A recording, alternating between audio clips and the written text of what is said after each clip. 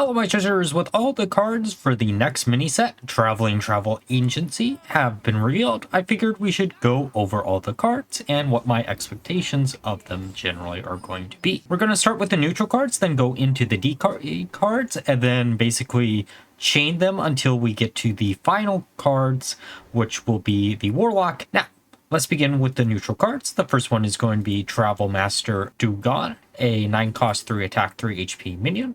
Battlecry, summon 3 minions from your deck that are from different expansions. Now, this card costs a little bit too much to probably see a lot of play. However, there will be ways to cheat this out using things like Dorian or other mana cheat opportunities.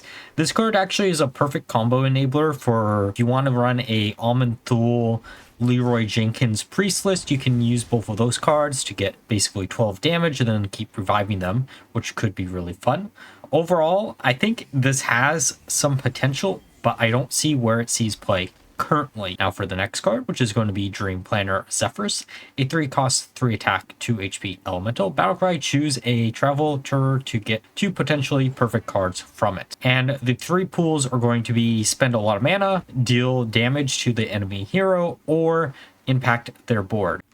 This card will not look at the board state, hand, or deck like the old Zephyr, and is a little bit more of a simplified card. It is also worth mentioning that all 3 of these pools are only going to be giving classic cards, so one of the highlights of this is going to be Shadow Step and Ice Block from the potentially spending a lot of mana, which in Secret Hunter might allow you to get a infinite amount of ice blocks as long as you have more Project 9s, at least in standard. This will give you a bunch of different direct damaging spells, which can easily be comboed with Linessa in Paladin. And then this one will allow classes that don't normally have AoE have access to AoE, making this card extremely flexible and probably will see a lot of play. Now for the next card, which is going to be Carnivorous Cubicle, a 5-cost 4 attack 6 HP minion. Battlecry, destroy a friendly minion, summon a copy of it at the end of your turns. Now, when this was originally revealed, I thought it just did for the rest of the game because there was no space between the 2 abilities, but because it has to actually stay alive to give you additional copies, this card is a little bit worse than I originally had expected. However, I do still think this card is potentially really powerful when comboed with a really powerful taunt, aka something like Unkiliax. And the last neutral card is going to be Busy Peon, 2-cost 2 attack 3 HP minion. With the death rattle, your next location costs 2 less. This is an interesting card in combination with something like Yelling and Yodeler, because you could in theory discount a location and most locations down to 0 mana, making it quite playable. There are actually quite a few decks that already use enough locations where you could in theory just slam this down, since it does have a well-statted body, and get some type of advantage later on in the game, such as DK. And extremely hot off the presses, another neutral card, which is Clumsy Steward, a 3-cost 2 attack 4 HP minion that after any card is drawn, make it temporary. This is an interesting card, more so for Wild than Standard, because this is basically just discard Warlock, but in the neutral pool. In Standard, this could actually be used as a tool to counteract a lot of the decks that draw a bunch of cards really quickly, making this actually maybe a potential really good tech card against a lot of those decks in maybe like an ETC pool or something. All right, starting off with the DK cards. Travel Security is a 6-cost 2 attack 2 HP undead, a taunt, death rattle, summon a random 8-cost minion. Now, this card seems to be something that will cost a little bit too much to hard run it in any style of deck. However, if you randomly generate it off of Geist Headless Horseman, then it might be a good enough tool to pick, just because I think there are a lot of taunt minions in the 8-cost pool. The next card is going to be Eternal Layover, a 4-cost Unholy Rune spell that gives all minions reborn and then destroys all minions. This is an interesting card for both classes because there are very powerful death rattles in both. Ouroboros is a death rattle that you would want to copy in Warlock, while this also is something that you could easily abuse like Cagehead in DK. Overall, I think the only downside about this card is the fact that it does cost 4 mana. But since both classes do have a lot of very sticky Death Rattle cards, this could be incredibly fun to play around with. Soul Searching, a 2 Unholy Rune, 2 cost shadow spell that discovers a card from your deck. Spend 5 corpses to copy it. Oh boy, don't you all love cards that get you additional copies of cards that you really need them? You could, in theory, make a Sludge Warlock list where you're focusing mostly on the Death Rattle Sludge cards. Popgar and the new Clumsy minion that makes all cards you draw into temporarily, and then shuffle those cards into your deck and then draw them again and do a bunch of damage like that, and make it very similar to how the old sludge lists worked with Thaddeus. And in DK, you could use this as ways to get additional copies of Helia and other key important cards that you might be using in a 2 Unholy Rune deck. Overall, this card seems really powerful. Whenever you give any class the opportunity to duplicate key cards, it usually is strong, especially if it is at low mana. And now for Shaman, let's start with Ice Crown Brochure, a 2 cost frost spell that deals 3 damage to a minion and freezes its neighbor. Then it flips to Blackrock Brochure, which allows you to do 3 damage and 1 damage to adjacent minions. Overall, I think this card might see some play in some type of like freeze DK list. However, I don't think this card is that useful compared to some of the other brochures we'll be going over a little bit later. It is a little bit more flexible, and the freezes could allow you to survive an additional turn or draw a bunch of cards with Slippery Slope. But in Shaman, it's probably not a playable card. And then for the other Shaman card, before we get on to the Tourist, Hydration Totem, a 2 cost, 0 attack, 3 HP totem. At the end of your turn, give adjacent minions +1/+1. Great in both of the classes that this is available to. I can't see a world where this one doesn't see any type of play. But let's get on to the most interesting of the batch, which is Turbulus, Hunter Turris, Battlecry. Give +1/+1 to all other Battlecry minions in your hand, deck, and battlefield. None of this actually matters because this gives Shaman access to Parrot Sanctuary, Sasquatch, and a 75 damage combo with Insidious. Now that you can play down Shutterblock and Insidious on the exact same turn thanks to the little bit of mana cheat you get off of Parrot. But because Shaman also has access to the Demon Hunter cards, let's go over them next. Demonic Deal is a 2 cost fell spell with lifesteal. Deal 4 damage to a minion. Put a random demon that costs 5 or more on the top of your deck. For Demon Hunter, this is a really interesting card because there's a lot of cards here that you can easily get advantage off of. And it is a pretty good removal tool and a additional spell school that Razzler Shaman could easily access, making this card probably pretty playable. So let's get on to the next card, which is going to be a new big demon. And the stereotypical once expansion support for Death Rattle. Spirit Peddler is a 6 cost, 6 HP, 6 attack demon. Rush Death Rattle, reduce the cost of a random minion in your hand by 6. I think in theory you could use this in a Insidious list for Shaman, but the most use you're probably going to get out of this is trying to do some type of like big demon deck in Demon Hunter with return policy as a way to duplicate this. However, I will say this, I'd rather have the Argus discounts than the 6 on just 1, just because that allows you to spread out all the discounts on multiple minions compared to just the 1 minion that will be hit by this.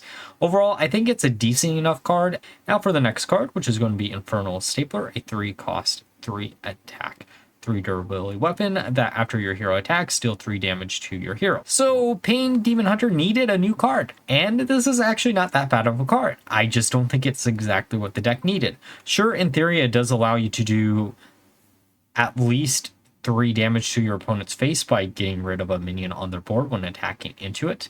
But I think this card will probably see more play in a aggro Demon Hunter list than a Arana Demon Hunter list. And sadly, because for Priest, we did not see any additional support for Pain Priest.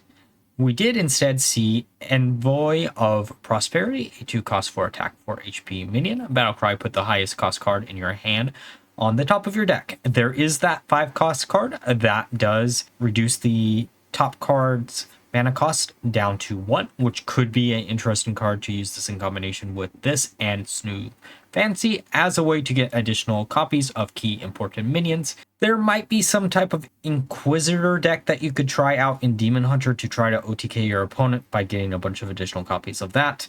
But in Priest itself, you could use it as a way to get additional copies of Almond Thule, or maybe a completely buffed up Diamond Spellstone if you really wanted to go down that route. Either way, I do think this card will probably see play even just as a aggro tool in Demon Hunter, just because it is a 4/4 that doesn't really have too much of a downside. And let's get on to the next card, which is going to be Silver Moon Brochure, a 2-cost holy spell that gives a minion immune this turn and +2/+2.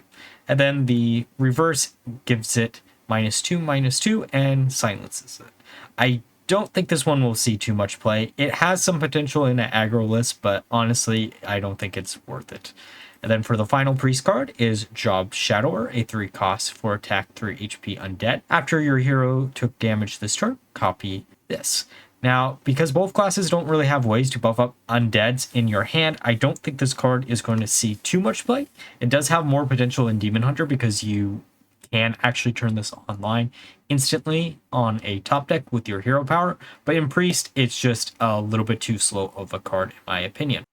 Now let's get onto the Hunter cards. There's 3 classes that can use these. The first one is going to be Monkey Business, a 4-cost spell that adds 8 bananas to your hand.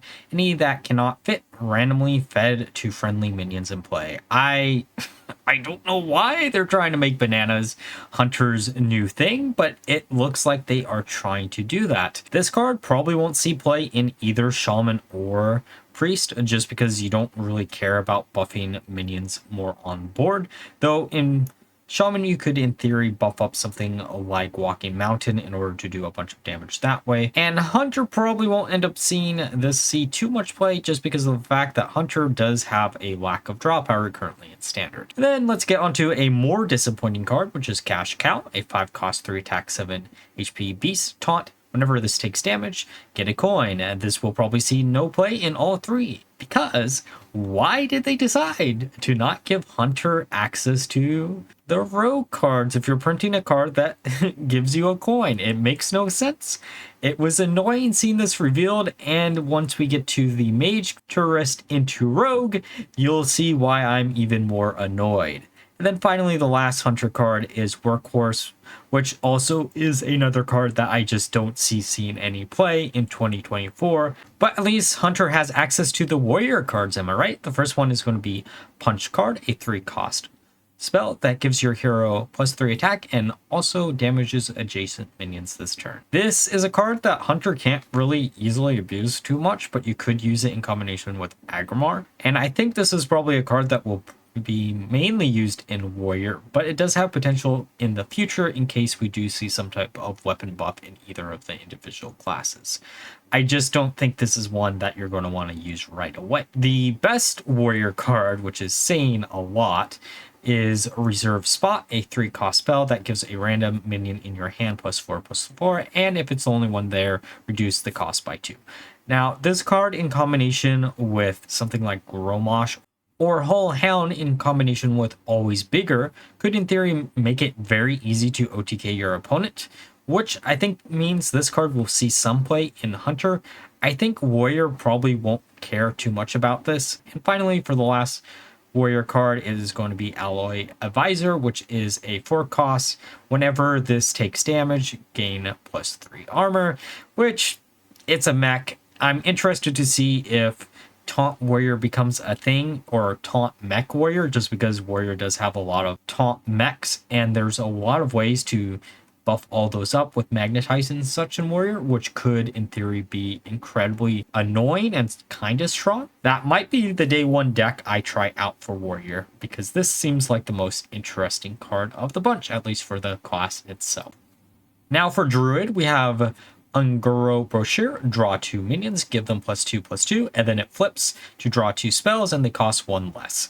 This is a card that will actually probably see some type of play. It is a little bit slow, but if you only run a low minion count, you could use this as a way to get your minions really quickly, or draw into key spells, which is actually quite potent. And then for the next card, which is going to be Number Cruncher, a 4-cost to attack 1 HP.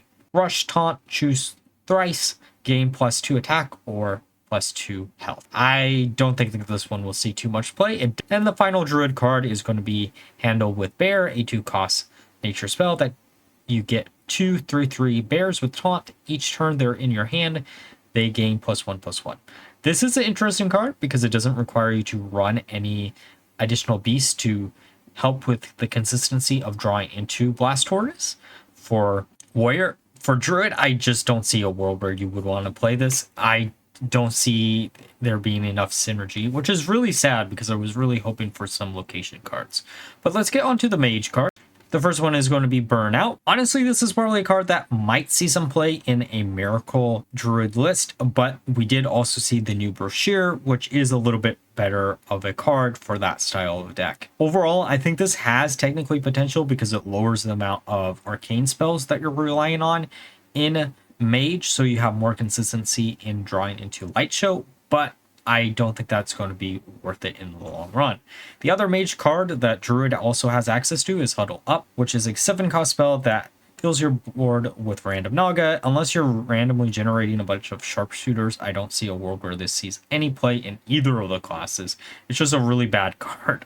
And for the final Mage card, it is Portalmancer Skyla, a 5-cost 4-attack, 5 HP minion with Rogue Turrets. Battlecry swapped the cost of the lowest and highest cost spells in your hand. Why are they giving Mage access to coins in a card like this?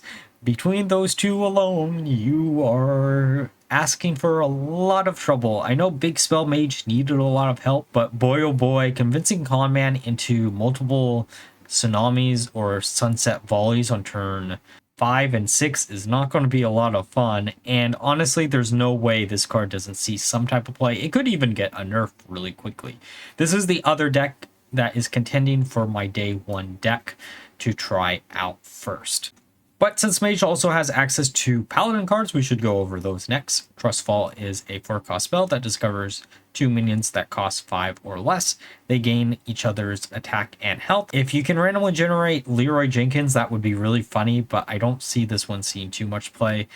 And that goes for both classes, to be honest. The next card is going to be Vacation Planning, a 4-cost spell that restores 4 health, summons 3 Silverhand Recruits, draw 2 cards.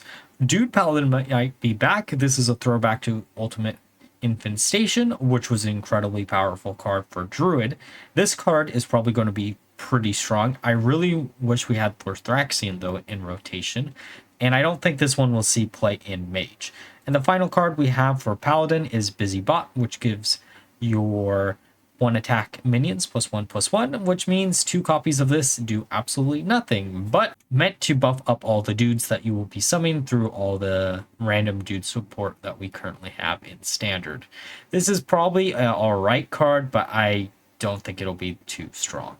Now, let's go over Rogue. The first one is going to be Agency Espionage, a 4-cost spell that shovels a card from each other class into your deck. They cost 1. This is going to be a great card if you run out of resources in any of the 3 classes that can use it.